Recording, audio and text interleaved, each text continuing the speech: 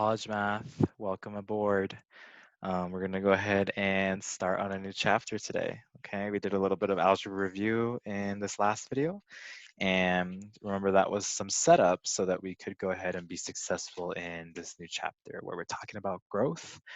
That's the official name for the chapter in your textbook, but I added in a little bit of a parenthetical remark and decay because we're going to talk about both growth and decay in this chapter, okay? So the first section we're going to cover is linear growth, okay? So our objectives are to describe what it means for quantity to grow / decay linearly, identify scenarios that demonstrate linear growth and decay, and then model some scenarios using a linear model and use the linear model to find pertinent information. So information that we want to find more out about in our situation or scenario. Okay. So let's get into it. A quantity shows linear growth / decay. So that's kind of what we are focusing on here. Or we just say that it grows / decays linearly. If it grows or decays at a constant rate, okay? So that's important, at a constant rate. What does that mean? It grows by a fixed amount for every single unit in our independent variable. So some constant rates that you might hear every day is that, every, bi-weekly you get paid a fixed amount depending on whether you're salary or hourly, right? So maybe every Friday I get paid $500. Lucky you, by the way, if that's you. Maybe a little bit more realistic. Maybe every Friday my parents / guardians give me $50 a week, or every Friday. That's a fixed amount because every week you get $50.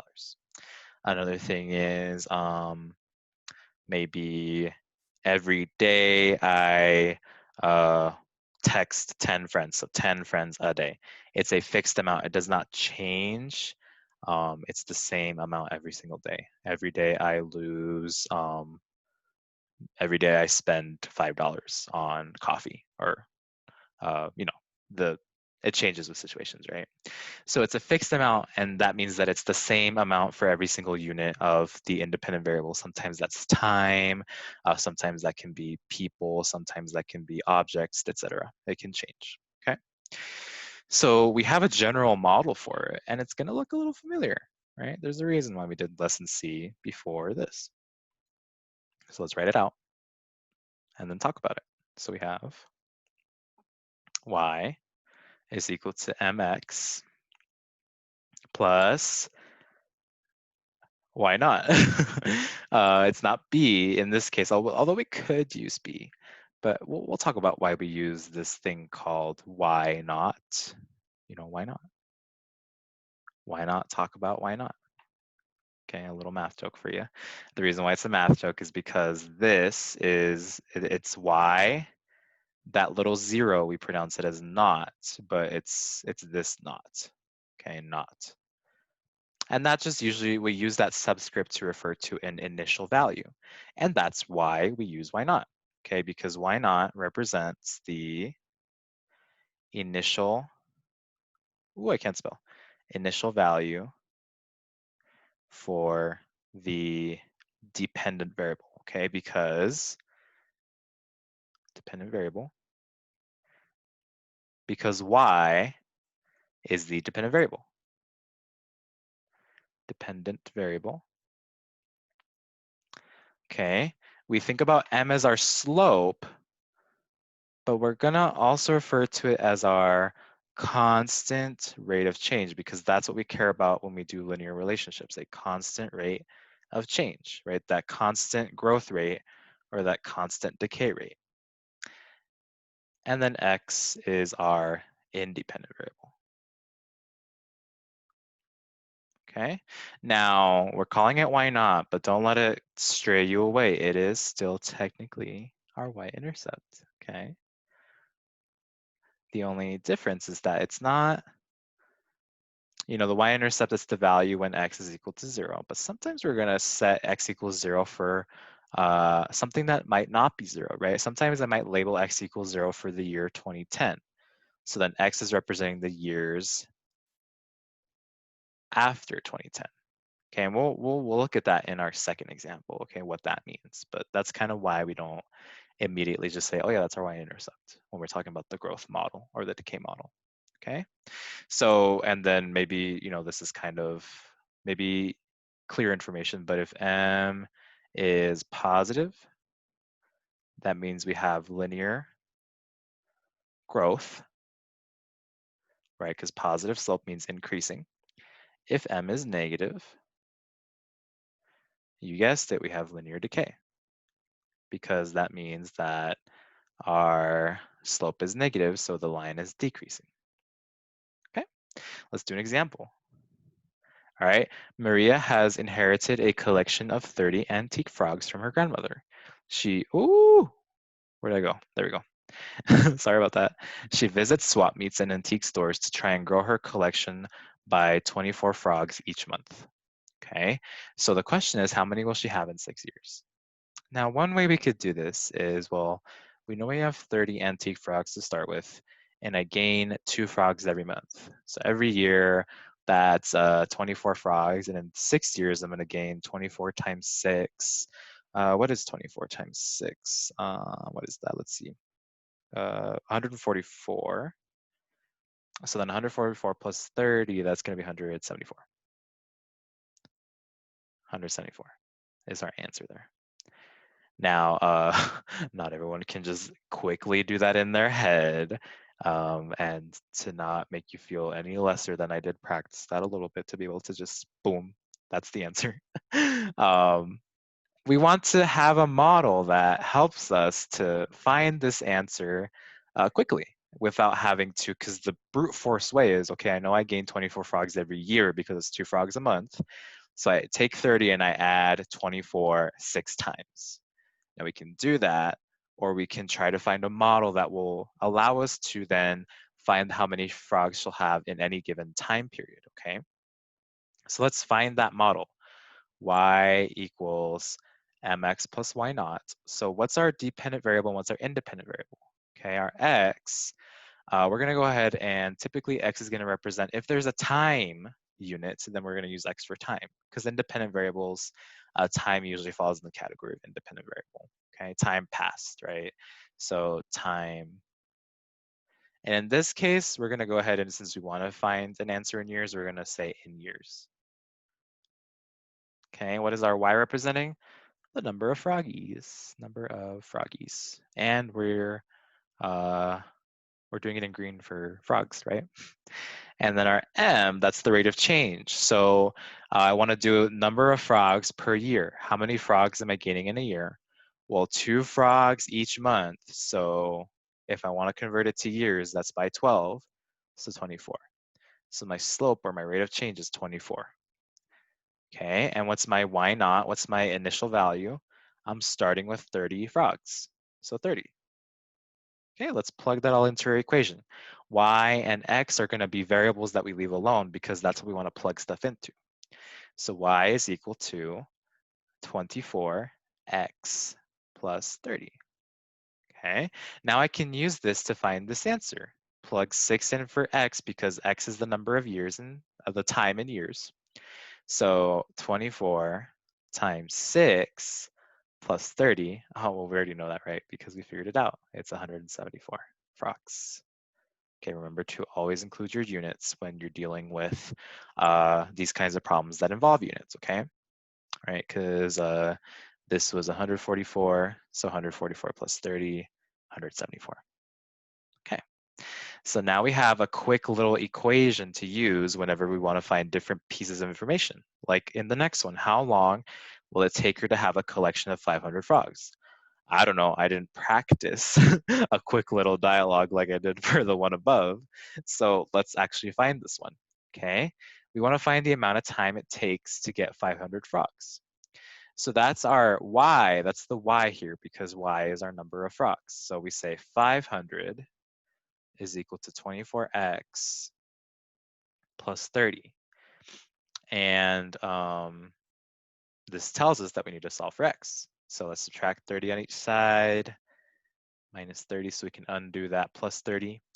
We get 24x is equal to, what's 500 minus 30? That is going to be 470. Yes, 470.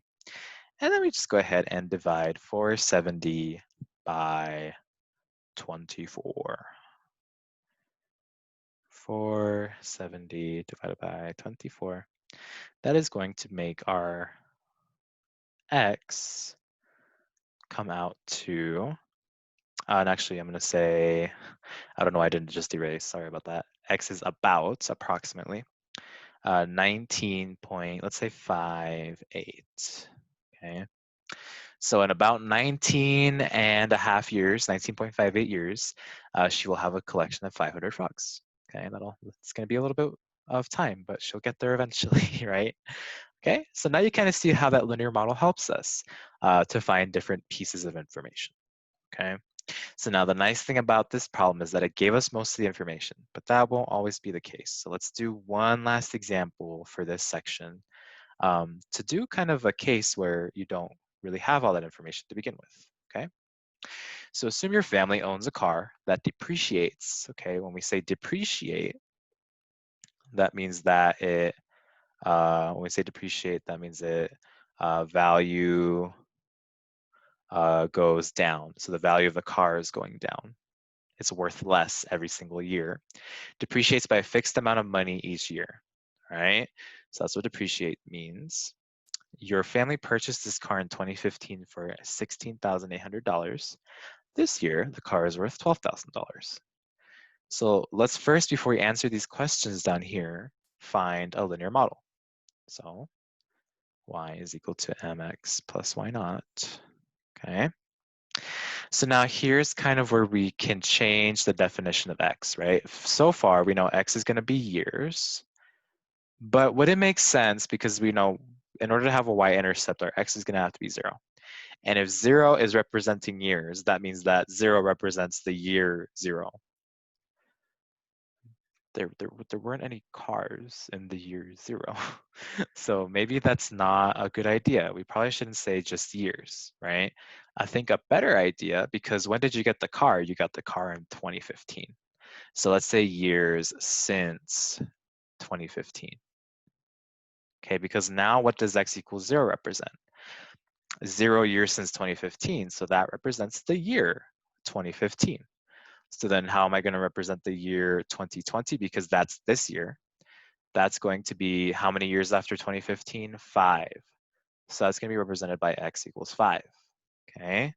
So that's why we don't really call it the y-intercept, because then that implies that our independent variable value is 0, but that's not necessarily a direct implication, okay? And then y is equal to value of car in Dallas, cash, okay? So we need an m, we need a slope and an initial value.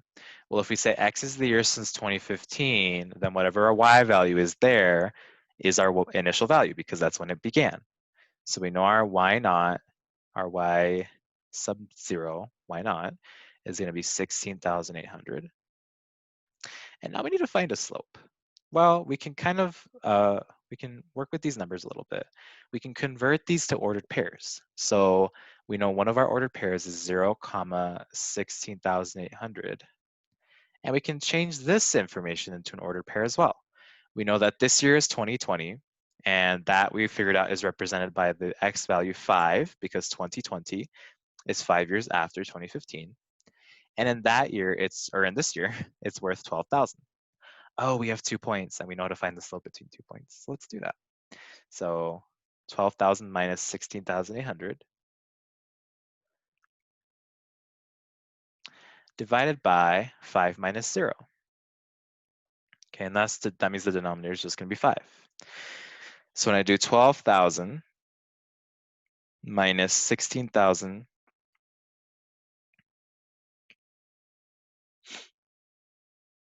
sorry, I can't type in my calculator. I keep messing it up. I apologize. 16,800. That's going to be a negative. I could have just done that in my head, I guess. Sorry about that. Negative 4,800 divided by 5. And when we divide that by 5, we get a negative 960. Ooh.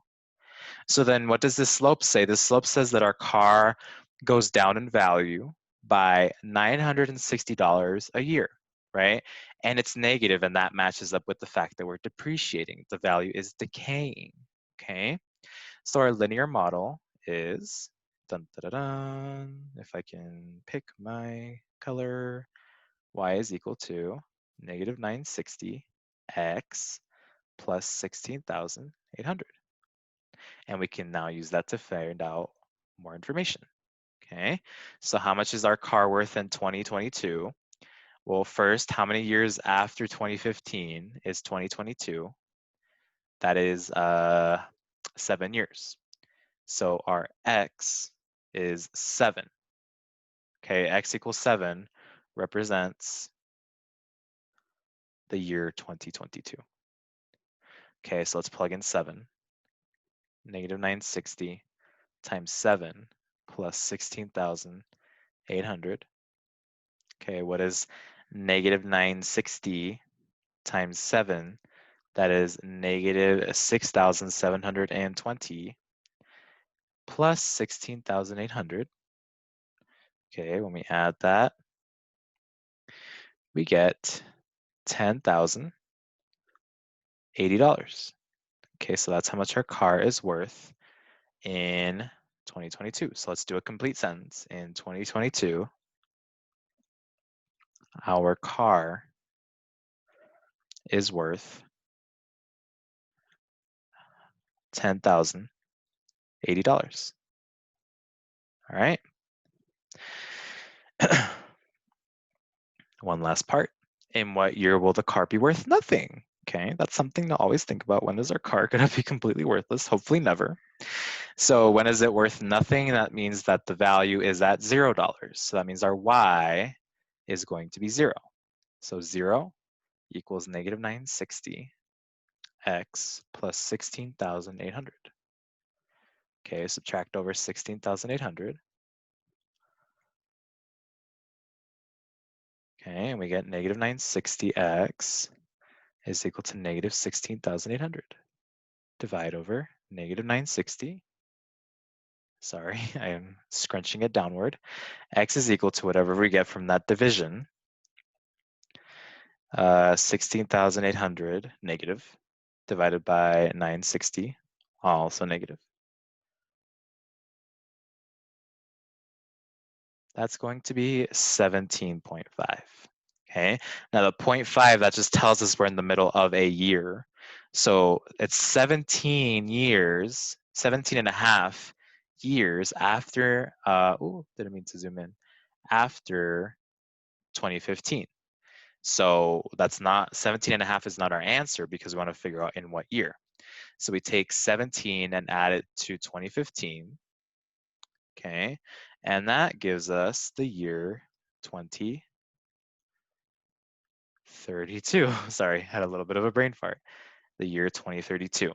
And it's in the middle of 2032 because 17 and a half years is still within that year, right? It's not until the 18 that would put us into 2033. So in 2032, the car is worthless. No, I'm kidding. But yeah, pretty much. Okay. Now, take this with a grain of salt. It's not kind of super fair to assume that our car is depreciating by a fixed amount every year, right? A car always depreciates in value no matter what. Even if you keep it in top tier pristine condition, the car is still going to lose its value with every passing year.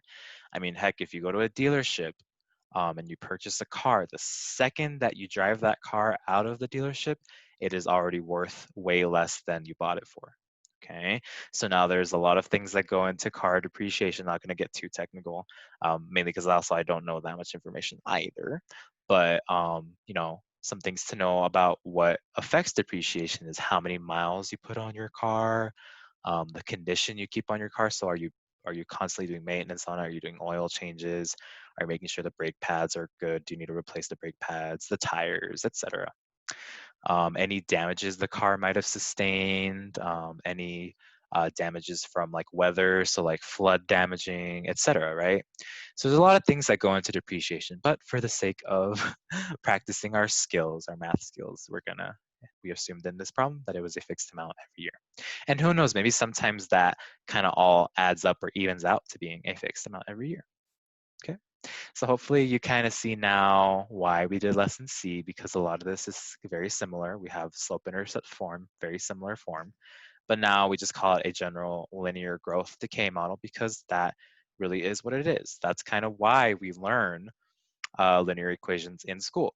Okay, so now hopefully you kind of see some of the points behind what you learn in school. Okay, college math kids, I hope you guys are doing okay.